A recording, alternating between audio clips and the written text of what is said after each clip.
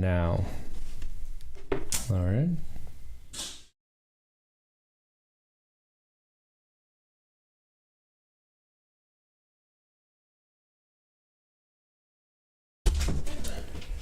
Ezra, you're gonna go. Oh, brother's doing it. Let's see, there it is. Ezra. All right. You're gonna go.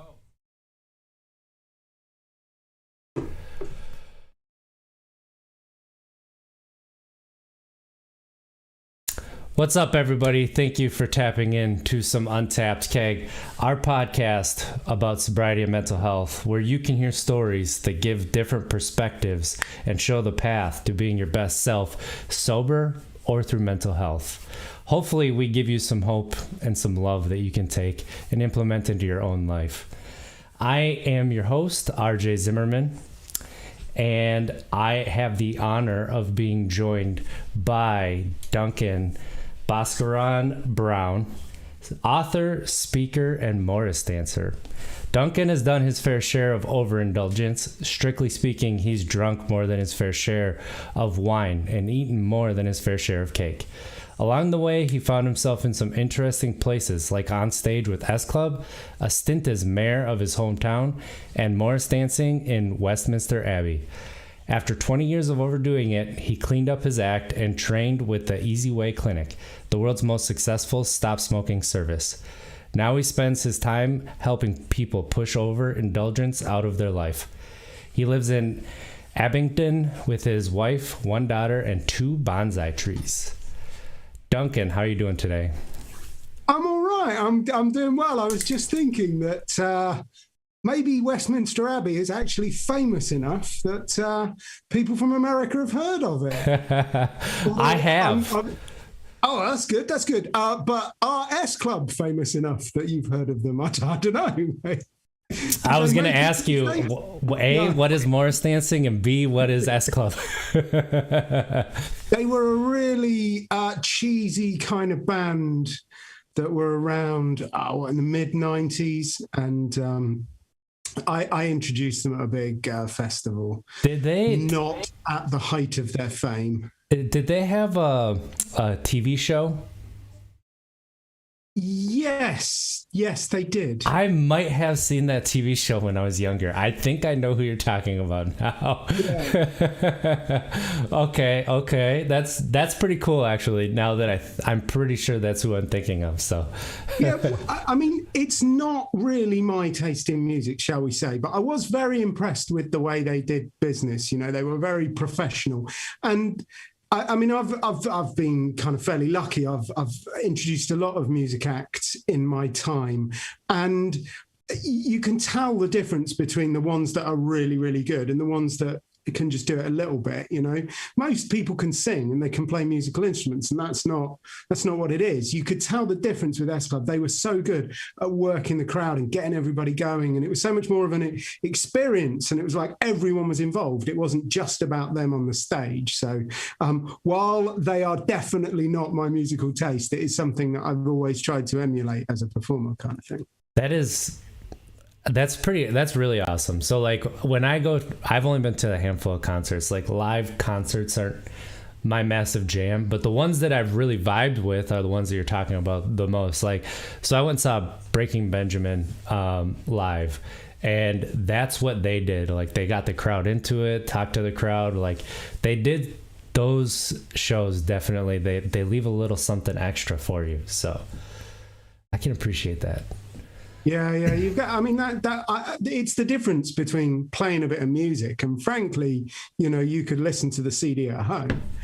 It's the difference between playing a bit of music and actually creating a show and creating a spectacle and you know, genuinely entertaining people, which is what I aspire to do anyway. Yeah, and I love that the message that you use to inspire people and that you're incorporating these different aspects into it. So, you sent me over your book to read, Get Over Indulgence, and it's really, really well done. I read through it, like I told you before we started, 3 nights I read through it. Like, it is, the way that you wrote it is very approachable, and I really, really appreciate that. And just how you talk about, how you approach sobriety, and then you don't just talk about sobriety, you talk about mental health, you talk about other things in your life that impacted, your life and going through this. So when you're writing this book, Get Over Indulgence, what are you kind of trying to capture as you're writing this? Well, firstly, thanks. That's it's really nice of you to say so. What was it? So one of the primary things I was trying to achieve was I was trying to write something short that people could read kind of quickly, because, if you're anything like me, you've probably got a few books on your bookshelf that you should read, but you never have. And what's the best kind of book? It's the one that you finish, isn't it? Because a book that you don't finish is never going to help you. So I tried to make it kind of entertaining. I tried to make it engaging. I tried to make it short, and I'm very pleased to hear that I have succeeded with that. And as you say, I was trying to make it a bit wider and make it more about life, because you can look at alcohol and you can say, right, I'm going to stop drinking and take that out of your life. You can do that, but the rest of your life remains. And if all you do is remove the alcohol and you don't do anything else and you don't change in any other way, I would say there is a high degree of probability that you will end up either going back to drinking or using something else in the way that you used to use alcohol. For me, I switched from alcohol, and everything went all right for a year or so, and then my wife got ill, and that was incredibly stressful. I spent a bit of time sort of pretty much as a single parent, which was very hard work. I was working at the time. I was just writing another book at the time. I never learn, will I? So it was a very stressful time for me, and I found myself eating sugary, fatty food in exactly the same way that I used to drink. And that was a big realization for me that, if I just kept behaving the same way, I was just going to do the same thing. It was just going to be another substance. And actually, it doesn't even have to be a substance. I used to be able to do it with work or with computer games or with social media, or even there's probably been some points in my life where I've even read a bit too much in a slightly unhealthy way to try and ignore other things, So I think you've got to look at it holistically, and you've got to sort of say, well, we're all on a journey, and stopping drinking is absolutely an important part of that journey for many people, but it is not all of that journey. It's a few steps, but there are many more. And the good news is, you're planning on being alive for a little bit longer, so you got time to work on these things. You don't have to sort them all out right now, but just so long as you have that mindset of moving forward.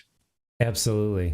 And, I love how you're talking directly to me, because that's exactly what I did too. So I quit drinking and I did it cold turkey, and it was like, I'm just going to cut this out. And then I went into work. Right. I've turned it into work. And then I went from work to video games for a little bit, and then from video games back to work, and then kind of like a little bit of a cycle. But really, I was ignoring the core reasoning for me drinking the way that I drank. And then, it was really this podcast that helped me to move it forward.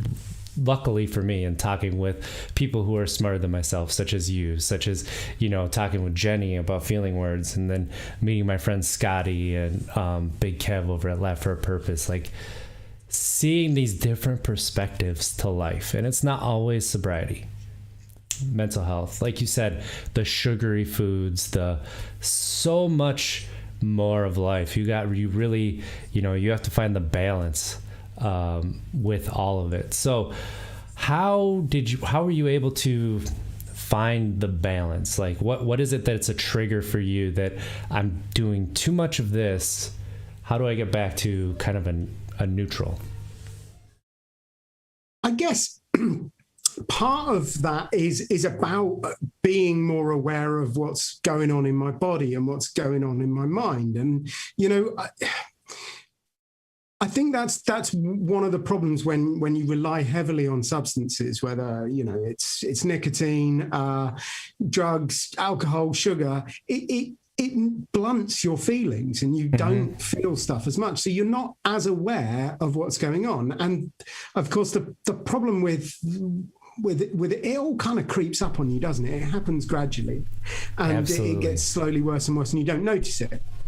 In fact, quite a while ago, my parents bought a new house, and it had a wood-burning stove in it.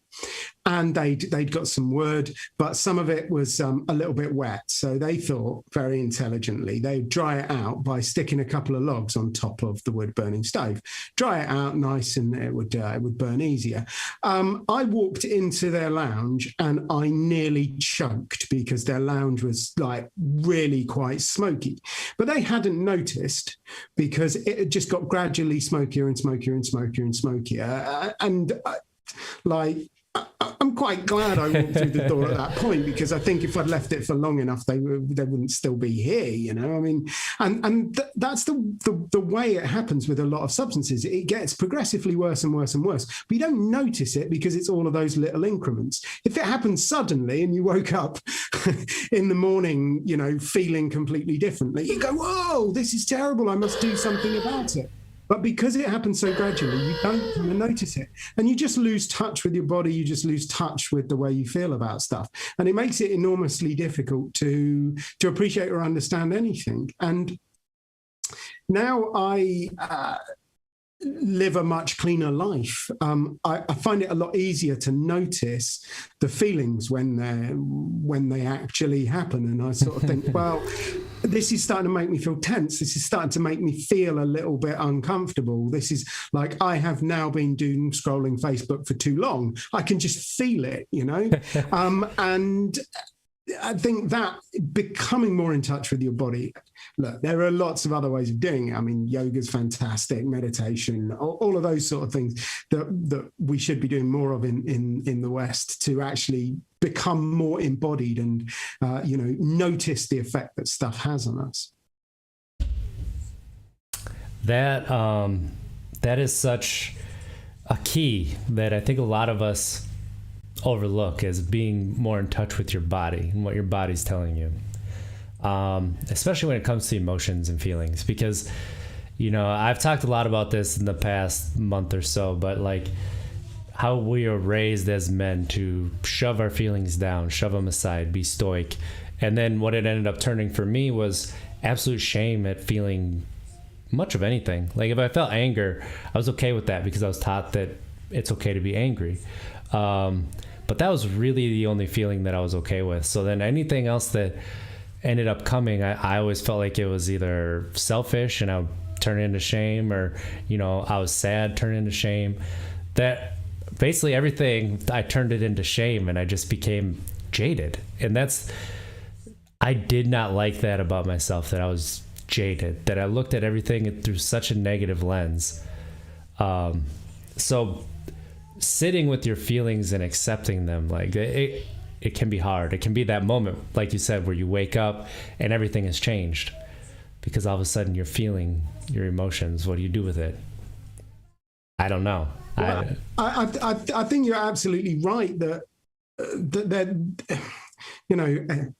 anybody who drinks too much is going to have problems. But I think there's a lot of problems that specifically exist for men around alcohol and the way we use alcohol to remove our feelings. So, if you want to begin a relationship with a woman, for years and years, I thought you had to get drunk. I thought that was how relationships start, surely. Yeah.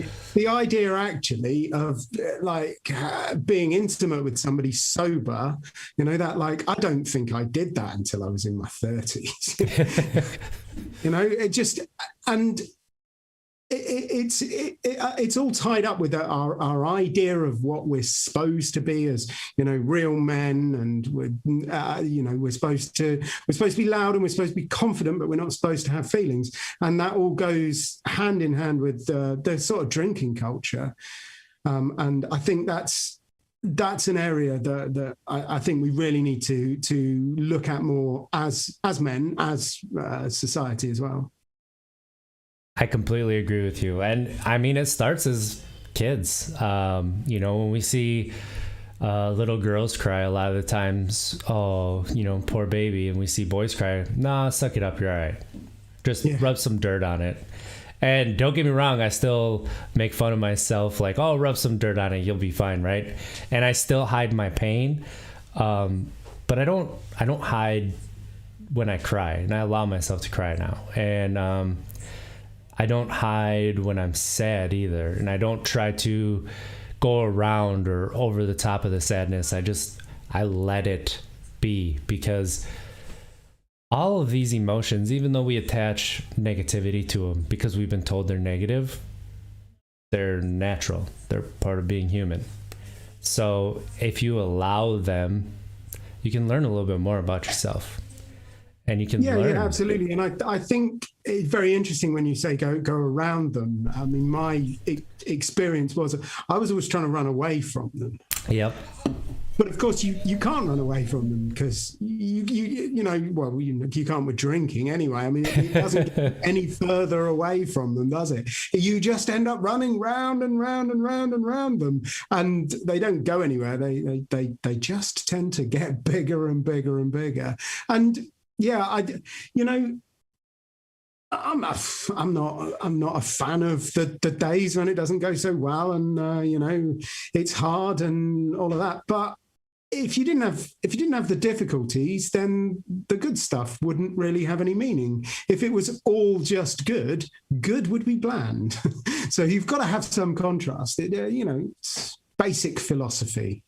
Absolutely. It's and that's a great point. That's very good to get through to people who maybe are struggling with feeling much of anything, because you don't, if you mute all the bad stuff, then you get the good, and you're like, okay, kind of sure. So to get back to your book, you write your question, and I think it is such a phenomenal question, and it's one that I asked myself right before I stopped drinking, before I did, and not even realizing it. Do you enjoy drinking? Do you enjoy getting drunk? Is that something you write in the book that you got it from your smoking program, the quit smoking program, correct? Yeah. And then you were able to put that into your drinking. Is that's kind of how it went, or is that something you think about now? Yeah, so I stopped smoking using Alan Carr's Easyway, which is the world's most successful stop smoking technique. I mean, it's millions of copies of that book have been sold, and the Easyway clinics are in 50 countries. There's a lot of them in the US, so there will be one near you wherever you are. And the Easyway process is about getting to grips with that idea of whether you enjoy it or not. Because if you look at a lot of stop smoking stuff, and to be honest with you, a lot of stop drinking stuff, a lot of stuff around reducing eating, it's all about don't do it. It's bad for you. It'll kill you. It's not good for you, which of course you know. You already knew that. And there's part of your mind that knows that, and there's part of your mind that's still going, yeah, but we enjoy it, don't we? It's fun. I get all these benefits from it. And of course, you get those two bits of your mind. They're kind of in tension, aren't they? One's going one direction, one's going the other one. Fancy word, cognitive dissonance. I'm sure many of your listeners will have come across that before. So you've got this problem, and you could argue that the health campaigns, they just make it harder by making that bit of you that doesn't want to do it even bigger. What you've got to get at is the bit that makes you want to do it. Yeah. That's the problem. It's the bit that's making you want to do it. So, yes, asking yourself whether you enjoy it, actually tasting the alcohol, actually, being aware of how it makes you feel, actually looking at the overall effect of it. I mean, yeah, I know most people, that first drink, it makes them feel better.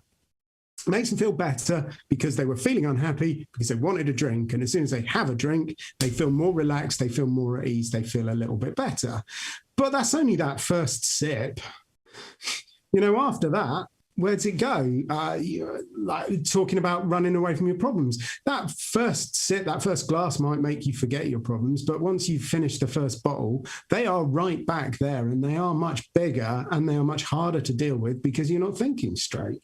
And you're just catastrophizing, aren't you? So, you kind of get into grips with that idea of whether you actually enjoy it or not. How does it serve you? Does it cure your stress? Or does it cause your stress? All of that sort of stuff's very much at the heart of Alan's method, and something that I think as a culture we need to get to grips with a little bit more. And then moving forward from that, once you've worked out kind of the emotional temperature of it, once you've changed your desires around doing it or not, then you need to manage the thought process. And that's really where the question comes in for me. I mean, it's slightly different using the Easyway approach. What actually happened was I read the Easyway book, stopped smoking using it, thought that it was amazing, thought that could apply to so many things. And when I got to the point where I wanted to stop drinking, I used what I thought I remembered from it. I just remembered it wrong. So I used a slightly different technique that is just like basically me misremembering somebody else's technique. But it seems to be quite effective for some other people. And there's a reason why it works. Most of the time when you drink, you do it subconsciously. You're not even thinking about it. Psychologists would call that system one thinking, the automatic stuff. And that's brilliant. When you're driving along and you check your mirrors before you overtake, that's automatic. Don't need to think about it. Fantastic. But when you apply that to smoking or drinking, taking drugs, eating junk food, then it's obviously very, very bad for you. And what you need to do is engage that system two thinking, the bit of your brain that can actually reason its way through things. So you've got to take yourself out of that moment of just doing it without even really consciously engaging with it, and then actually thinking about it. And, just ask yourself, it can be a question as simple as how's that going to help? Or for me, it was very much tied up with having my child and being a better parent. So it was all about, how's this going to help me have a child? How's this going to help me be a better parent? But, I've worked with a lot of people, and we always try to get them to kind of make that question specific to them. So sometimes it's about their health goals. How's that going to help me run that 10K? Sometimes it's about their mental health. How's that going to help me get over my anxiety? Sometimes it's financial. How's it going to help me with my business goals? Get that promotion at work, that kind of thing. There's so much in life. You've got something that motivates you. All you need to do is find the right question that motivates you. And anytime you get that little voice in your head saying, let's have a glass of wine, a beer, or whatever it is that you like, then you just ask that question. And it's effective. I love that, especially the, tailor it to yourself, because that's something that I've talked about a lot is, if you try for a reason that really is not for you, it's not going to take a hold as it is if it's your reason for doing it, and a lot of times that is for you. And then it, helps everybody else around you the most. So, I'm of the opinion there's only one right way to get sober. There's only one way that gets sober, and that's the way that works for you. So try it, try something different. If one doesn't work for you, there's plenty of different ways to try. And, I just love how your way is a very easy to entry, low barrier question to ask yourself and to look really into what do I want. And that can be scary, right? Especially if we're on autopilot, it can be scary. So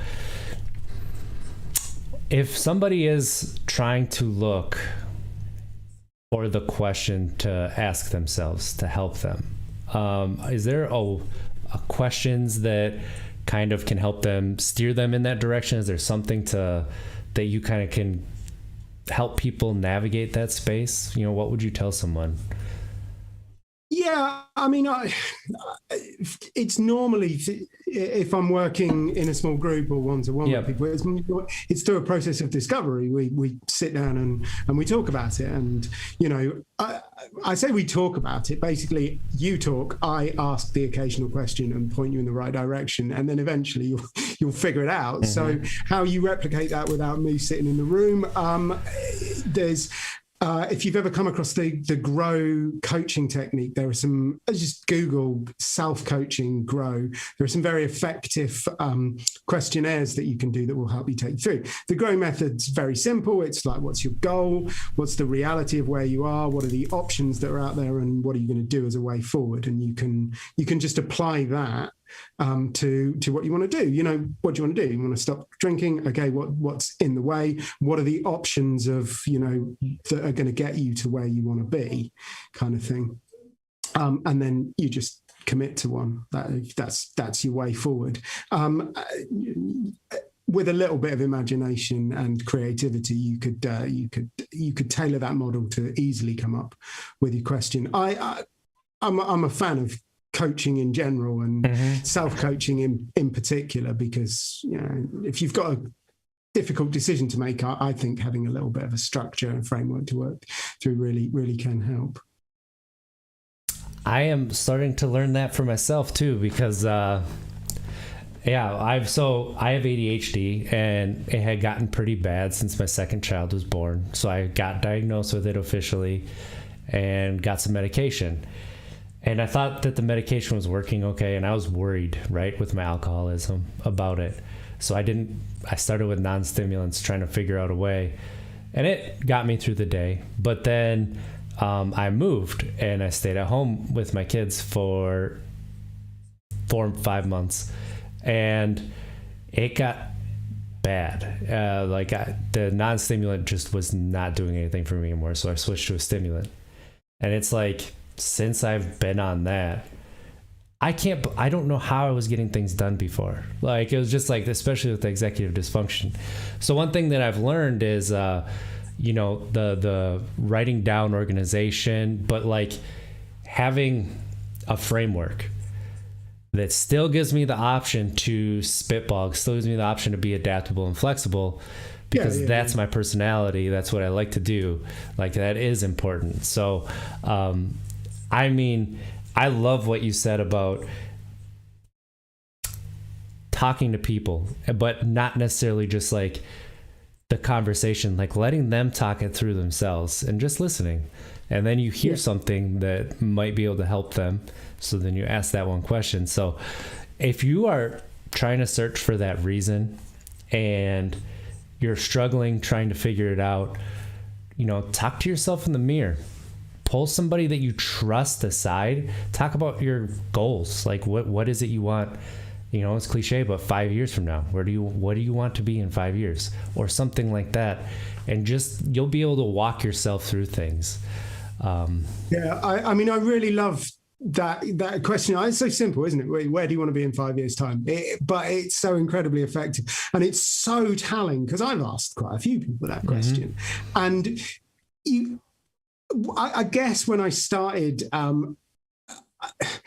the coaching and things like that, I genuinely thought everybody would say pretty much the same thing, because I thought everybody thought pretty much like me. And it turns out, thank God, the world is not full of people who are just like me, and everybody has a different answer to it. And it's brilliant. I mean, it's like such a great way of helping you to understand yourself. So get in the mirror. Where do you want to be in 5 years' time? Yeah. And I was to say, it's hard talking to yourself in the mirror, especially if you come to it from a place of, I really don't like this person who's in the mirror right now, but you do it, and all of a sudden you start to unlock a little bit about yourself, and It really can be effective, and it's cliche. I mean, you talked a little bit earlier about how much doing this podcast has helped you to understand yourself, and Absolutely. Honestly, if you really want some great cheap therapy, write a book. It's fantastic. It's a great way of understanding yourself, and that's that. Obviously, you don't have to write a book. That is a bit of a commitment, but it's just getting to that point where you're thinking it through and you're discovering more about yourself, and that's something that I don't know that we were, certainly I was never encouraged to do that in school. The whole idea was not that I find out who I am and what I want to do and what I've got to say and what I can contribute. The idea was I've got to find a hole that I fit into, because it was about the job, not about me. It was the other way around. And yeah. I think the more we can encourage people to really think about who they are, where they want to be, there's so much opportunity. You can do so many different things. I mean, you don't even need to have a desk anymore. You can work from anywhere. I thought that was true 5 years ago, but apparently the world's caught up now. So that's great. You're a forward thinker. That's we need more of that. Yeah, I mean, I've been doing interviews on Zoom for quite a while, since before they were fashionable. But it's great, isn't it? I mean, we're thousands of miles away and we're just having a chat and, hopefully helping a few people out. So absolutely, there's a lot of opportunities. Yeah. And really, like you said, with the cheap therapy, if you go to a therapist, 9 times out of 10, they're going to tell you to start a journal and start journaling. And I mean, write a book. It's just a very similar thought process there too. It's a journal with grammar. I'm American. I don't know what grammar is. So you're using big words, man. Sorry. Well, I'm dyslexic, so it is not my strong point. I have had to work quite hard to master the English language. And I have a really great guy called Rob who tells me where commas are supposed to be. And I just say, yes, Rob. Yes. Sometimes he'll present these things as a choice, and I'll just go, no, I think we should do what you say. I like that. That's everybody could use a Rob when it comes to commas and periods. Yeah. Yeah. Well, I mean, I think the deeper point of that is that whatever you're good at, you're only good at that. There are other things that you're not good at. So find the people that can help you with it, and you will find life so much easier and so much more enjoyable. Absolutely. That's something that, it can be hard to accept, that you're not good at, honestly, most things. You're passable, yeah, you may not be a good driver, but guess what? You're passable. You can get from point A to point B. But I say that kind of as a joke because everybody thinks they're the best driver ever. But yes, that's true. There's so many things that you just aren't going to be great at, and just because you're not great at it doesn't mean you shouldn't keep at it. And reach out to find people to help you if you enjoy it, even if you're not good at it. Yeah. Yeah. I mean, I have to say that I think that was one of the big problems that I had when I was drinking. I really did think I was on my own, and I really did think I was in a hole, and that there was nobody there to help me, and that I'd have to figure it all out on my own, and everything would be terrible, and it would be hard work, and there have been hard things that have happened to me, but generally it's not as a result of me stopping drinking. It was actually drinking was hard work, and stopping was the easy bit. And since I've done that, I've met so many fantastic, wonderful people who enriched my life in so many ways, and they're all there to support. And we were talking off air about you sharing your story, and how you kind of you just, you didn't think that there was anything much in your story and nothing much to be shared. And I've met so many people who have these fantastic, amazing, inspiring stories that are full of hope. And that's why I wrote a book, just to show people that they weren't alone, that there are other people out there that are going through the same or similar things, and that there is hope and that there is a way out. And, I don't think Gandhi ever really said, be the change you want to see in the world, but it's such a good quote. We should just pretend that he and, that I think is that's the nicest thing for me about helping other people, is they then go out and they shine their light to so many other people and they help other people, and it has this massive ripple effect.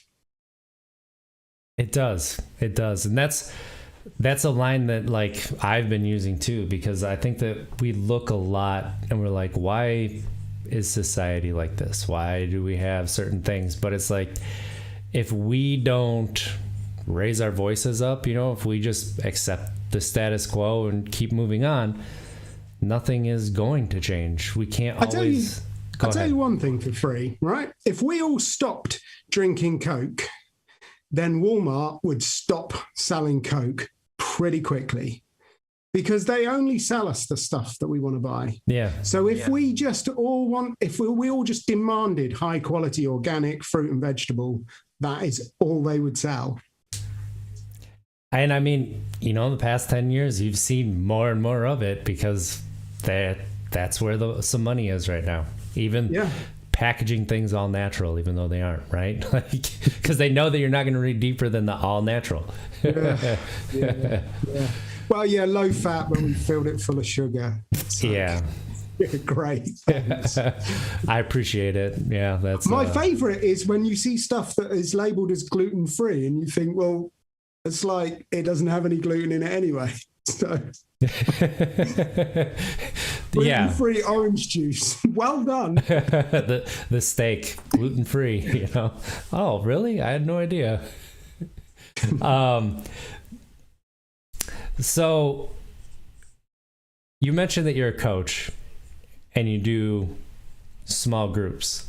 When did you start coaching? Like, when was it on your journey with your sobriety and your, learning to balance everything and kind of accepting life? When did you start coaching?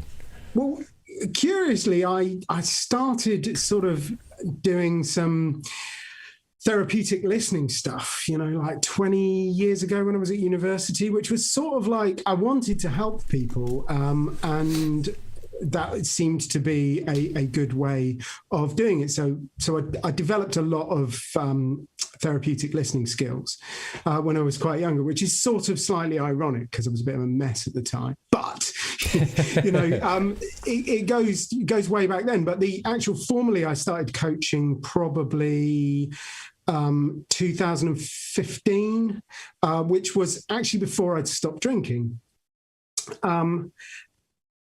And I'd been doing a lot of stuff in local government, and I was reasonably successful at it. And people kind of kept asking me what I did. And there's a standard, like, one-line piece of advice that you give people when they ask for that. That's what most people do. They say, how do I replicate your success? And you give them this standard one-line piece of advice. Unless, of course, you're me, when you go a little bit crazy and, thoroughly research the area, look at the models of best practice throughout the country, throughout, the world. I mean, I've literally interviewed people from local government from all over the world, discovered what they were doing to, their best practice, and then developed a coaching program based on it. So I actually started coaching, way back when I was involved in local government. And I did that for a while, and reasonably successful. That's what my first two books were about. And then I realized that all I was doing was I was helping people to achieve something that I'd achieved in the past, and I look back and it's like, well, the stuff that I did in local government, I was good at it. I made a difference to people's lives. It was good. But really, it's not a patch on stopping drinking. It's not a patch on sorting my diet out, So that was kind of the the realization that what I really should be doing is helping people to replicate that success around alcohol and around food. So I used all of the skills that I've basically been working on most of my life. I've always been involved in communication, training, speaking, coaching, one way or another. So that's where it sort of came from. And then I trained with the Easyway clinic as well, probably about 5 years ago. And that was when I realized I'd got their methods wrong. I've been teaching this for years. And I taught it to myself. I mentioned it to quite a few friends. Got it completely wrong. Well, not completely wrong, but I misunderstood some of it and went back and they pointed me in the right direction. And now I mostly do stop smoking seminars for them, which allows me to steal about £10 million a year from the tobacco industry. I'm not sure what that is in dollars, but it's quite a lot. And, probably about. It makes me smile anyway. 15 million or so, maybe a little bit more. That sounds good, doesn't it? $15 million a year I steal from the tobacco industry. That is, that's very, incredible that you have been able to take these things that you have learned and accomplished and be able to put it in a way that it can help people. And, like you said, you want to help people. And I think that is something that is looked past often is, when you want to help people, how can you do it? A simple, hello, but also think about something that you have done. And can you put it in a way that can help people do something similar, right? Yeah. As you said, everybody, they have different ranges of skills. Some things they're bang average at, some things they really don't have, but everybody's good at something, and everybody's got that thing that lights their eyes up when they start talking about it. And I'm not saying that everybody's got the potential to turn that into a six-figure business or anything and so free, but whatever you want to do.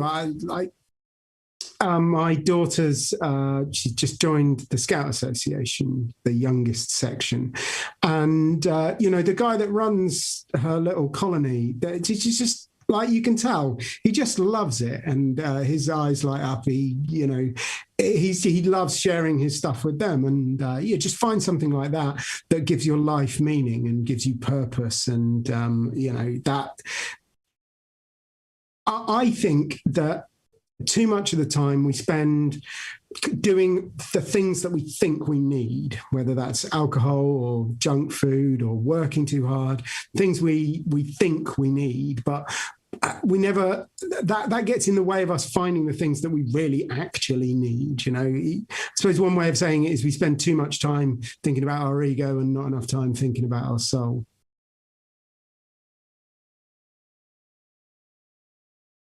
I'm just going to sit with that one for a second, because that was profound. And that says a lot about, our culture, our society, what we've built, because how often do we do the thing that we have been told we need, right? We've been told, we've been taught, we've learned, like, this is going to make me happy. I'm going to work 46 to 50 hours a week for 35 years, and then I'll retire when my body doesn't work like it used to, right? Yeah. Like all of that. And go for it. And the worst thing about that is, all of the advice that you get around that, so you work hard at a decent job, you get a safe job, you work hard, you put your money into a pension, you buy a house, pay off the mortgage, and that worked for my parents' generation, the baby boomers. That really, really worked for them because of the way the economy was.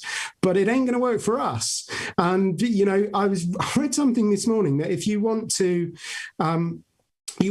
retirement income of £50,000 a year, which is not a massive amount of money, you need to buy a £2 million pension annuity.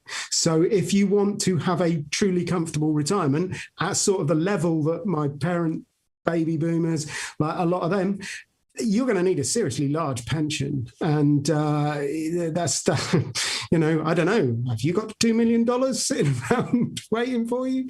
No, probably not. So, a lot of the advice that we get about what we should do with our lives is, I think it requires a little bit more looking into, because it's not going to work out so well for us. Absolutely. I mean, you just look at, like, in America, what it costs to go to college, and you're told you need to go to college to get a good job. I mean, really what that starts is being in debt, so you have to stay in the workforce, right? It leads to a lack of creativity when it comes to problem solving, when it comes to starting a new business, when it comes to, just so much in society, like trying to change things. But if you are worried about how can you survive, you're stuck. You're absolutely stuck. Yeah. And I think that is something that, like you said, we really do need to explore and look into. And the baby boomers, they talk about living through historical events, but you've really looked the past 20 years what we've lived through. It's like, you want to talk about living through historical events, like this is almost really the turn of the 1900s, that 20 to 40 years there, same number of historical events that we've lived through now in 20 years. So it is not something to it's something to be proud of, that you're surviving, right? You're making it through the day. But it's something to think about. Something needs to change. And maybe it starts with us not drinking. Maybe it starts with us not buying those cookies. Maybe it starts with us, saying, you want my time to help you do something I'm pretty good at. You need to help me survive a little bit better. Not just survive, but thrive. And if we can get enough people to join us to show the way. I mean, I guess I'm fundamentally pretty optimistic about life. It's just my nature. Maybe, I don't know, optimistic or stupid, either way. But I like to think that more and more companies are warming up to this idea of well-being, and certainly post-pandemic, there does seem to be more of a conversation about actually helping your employees to live a happy and meaningful life. Because I mean, it's cynical, but if you happy employees stay, don't they? And that's recruitment and retention is a massive problem in most industries. So if you can keep your employees happy and you can keep them in the job, then it makes sense to that company. So hopefully it's a real and genuine commitment, rather than simply just a bit of window dressing here and there. A bit of wordplay, some of that word salad. Yeah. So I love that you said you're optimistic, and I touched on this a little bit, but like that childlike naivete that I honestly feel like when we make a big change in our lives, like we have to tap into that, because you're making a change based on something that hasn't happened yet, and you don't even know if it's possible because you haven't done it before, right? Or maybe you have, but then you slip back. So why is this time going to be different? But you have to tap into that, because you have to believe that this time's going to be different. Believe that you can be a change, right? One of my favorite quotes is from General Patton, as it happens. And he said, if you're 80% sure of a plan, you should violently execute it. And you've got to think, you're never going to get to the point where it's all perfect and it's all lined out there. Sometimes you just got to give it a shot. Do your due diligence, sure, and think about it and try and, make the best of it. But if there it says it's a good idea, then, and the numbers stack up, then go for it. Why not? Why not? What's the worst that's going to happen? And there's another great question too. Like, what is the worst that's going to happen, right? Like, you end up having a drink in a couple weeks. Yeah. I mean, Tim Ferriss switched me onto that idea of Seneca said that every now and again you should just eat the cheapest food you can get, because it helps you to realize that, you know, if you really did, if things got bad, you really genuinely can survive on rice, beans, and bananas. I know, because I do it every January for a couple of weeks, and it's not my favorite 2 weeks of the year, but you know, you can survive on it, and it teaches you that actually, you know, I like taking my family out for dinner. You know, we've got a lovely Japanese noodle bar near us. It's fantastic. I love going there, but actually, you know, we don't have to. I can sit at home and eat rice and beans with them, and you know, they're still my family. They're still lovely. We'll still have a conversation. They still love me, even if I couldn't afford a new car. They'd still love me. That is important to think about too. Like, a lot of times we attach our production, what we bring to the table, to our value. And I think that that's why when people ask us who we are, a lot of the times, first thing we say is what we do for a living. I know I do that. I did do that. That's why I went into the job I did, high voltage line electrician, because I wanted to be proud of that. And then therefore I would be proud of myself. That wasn't the case. It wasn't 1 for 1. It wasn't A equals B for me like that. Yeah. I mean, you introduced me speaker, author, Morris dancer, and that's what it says on my business cards. That's what it says on my website. And I started off genuinely as a bit of a joke, because I've got lots of friends who are speakers and authors. And if you look at their LinkedIn profile, it'll say something like speaker, author, facilitator, trainer, coach, mentor. I'll clean the toilets if you pay me enough. So I thought I'd just take the mick out of them and put speaker, author, Morris dancer. But it's great because it makes me sound a little bit more human, which is always good. But no, actually, you know what? For me, Morris dancing is, you know, it's about community. It's about friendship. It's about spending time together. It's about so much more than simply what I produce and what I do to earn a living. Maybe that's what people need to do, you know. High voltage line electrician, father, Ghostbusters fan, podcaster. I don't know, you know. Yeah, absolutely. And that's something that I've been doing, you know. So I moved across the country because I needed to remove myself from that culture. I needed a new culture, and I need a better environment to raise my kids in.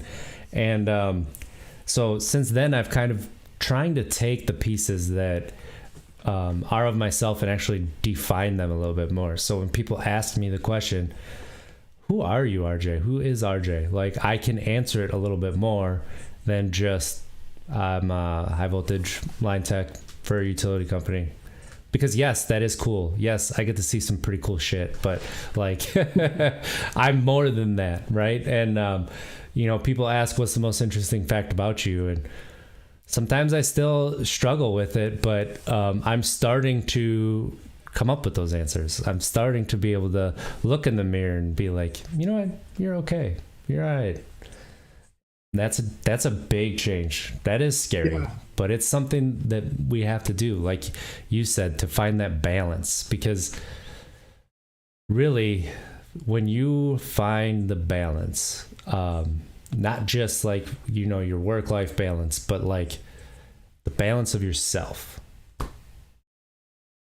you smile a lot more. Yeah. I mean, I probably spend too much time thinking about stories a little bit, but one of the best books I've ever read is 7 Basic Blocks by Christopher Booker. And he talks a lot about the sort of Jung's archetypal male and female characteristics. So he says men are generally about strength and power, and women are generally about feeling and understanding. And, you know, I know we live in a wonderful and diverse world, but broadly speaking, I think most people kind of identify with that a little bit. But he says that the true the characters that succeed in fiction are the ones that always start off in one of those aspects, but they manage to temper, say, their strength and power with feeling and understanding. And I think that's, that's part of what you're saying about the balance, about becoming whole. It's about taking the aspects that you have and finding the other aspects and merging them. So in simple terms, if you are just about strength and power, if you are only about strength and power, you become Darth Vader. But if you embrace the Force, if you that's feeling the Force, isn't it? Mm-hmm. It's understanding. That's all that Jedi stuff is. It's feeling and understanding. And when he embraces that, he becomes Luke Skywalker, Jedi, and the balance of the Force is restored. And I think you could argue that over the last 120 years, feminism has very much taken that point of feeling and understanding, and they have embraced strength and power, and they have moved forward greatly over the last 120 years. Whereas what have we done as blokes over the last 120 years? We've sat there in strength and power and just tried to ignore it.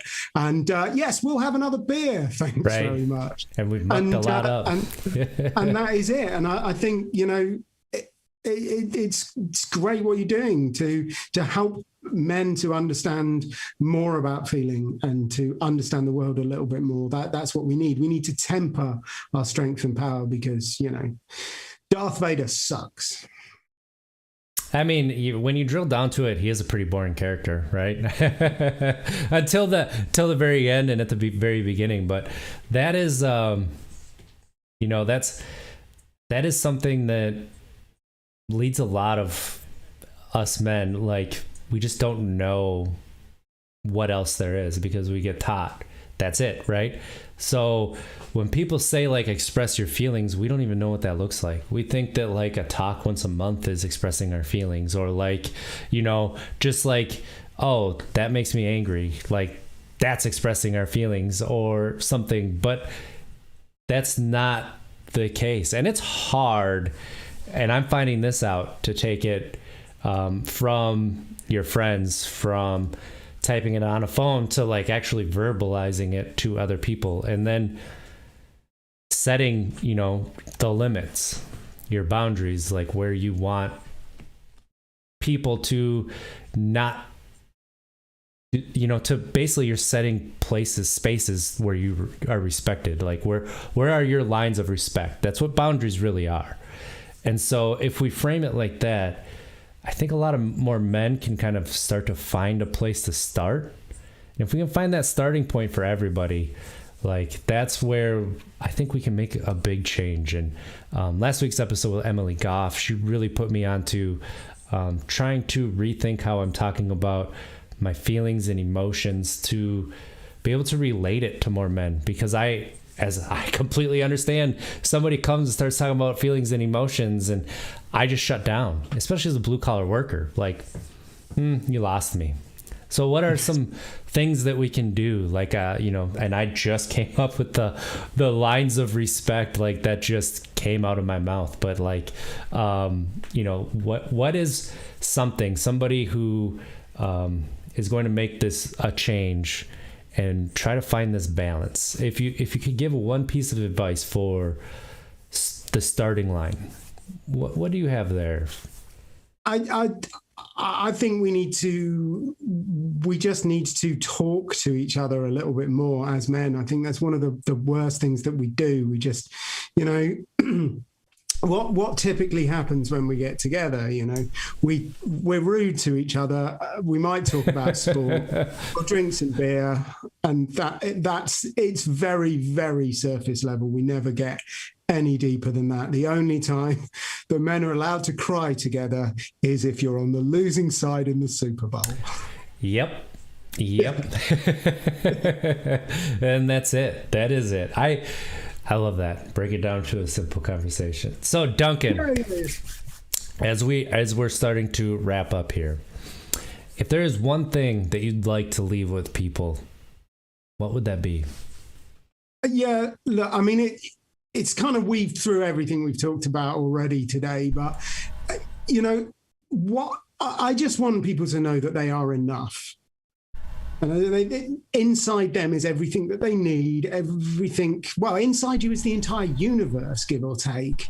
You know, you do not need anything more. You know, you don't need to drink. You don't need a new car. You don't need to eat all of that junk food. You have everything inside you to be completely happy, to be completely successful, to be whatever you want to be. And yeah, you know, if I could just help the world to see that they are enough, and then I would be a very, very happy man. I love that. I love that. You just absolutely knocked that out of the park. This conversation, and I knew it would be from our first Zoom meeting. This was a lot of fun for me. Like, we got into some, you know, we did get into some heavy topics, but like how you approach it and how you can kind of take that and then into life, like, just because it's heavy doesn't mean you can't make points and have fun, right? So absolutely, I think yeah. Look, if we don't enjoy it, then I can guarantee no one listening is going to.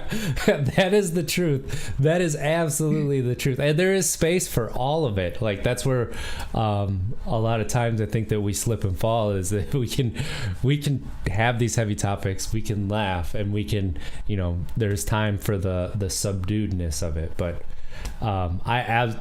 thank you so much for coming on. So this has been Duncan Bhaskaran Brown, author, speaker, and Morris dancer. And where can people find you if they want to get in touch with you, Duncan? Where can people buy the book? Let us know what you got going on. Yeah, the book's on Amazon. It's Audible, Kindle, paperback. You get it anywhere in the world, which is kind of crazy.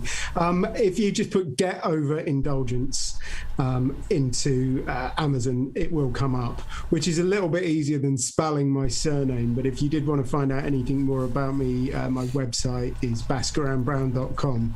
It's got a cheeky H in it. It's BHASKARAN, and then Brown you can probably spell, I'm guessing. If you want to find me on social media, probably the best place is LinkedIn. That's where I do most of my work. So always happy to connect with people. You know, genuinely, if I can help at all, please let me know. I'm always happy to chat. And I do have all those things listed in the description, so check that out if you want a quick link to check out what Duncan's doing. If you want to find the book, you know, the links are all in the description. I highly recommend checking it out, and I recommend it so much that I'm going to give away 5 of Duncan's books to the community. So if you like one, hit me up. Let me know your indulgence you'd like to get over. Hit me in a DM, and let me know if you want a signed copy or if you just want it as quickly as possible, because I'll be able to get you that signed copy as well. Duncan has agreed. So we will get you your signed copy if that's what you would like. So this has been Untapped Keg, podcast about sobriety and mental health, where we look at different perspectives pertaining to that. Hopefully we gave you some insight that you can take and implement into your life with some hope and some love. I'm RJ Zimmerman. You can find me on all podcast services under Untapped Keg. My DMs are open. If you need some help, if you need someone to talk to, hit me up. I will help find the resources that are local to you. I will be the ears to just listen, and I'll give you a shoulder if you need some help standing up. Please look into our youtube.com/untappedkeg. Hit that subscribe button, hit that bell, because every Sunday we do record live. So if you have questions, you can ask. If you want to stay in a conversation, there's always a good conversation happening in the chat. You can watch that. And you know what? Let's try to be better tomorrow than we were today, because at least if we don't make it, we tried. Have a great week, everybody. I love you.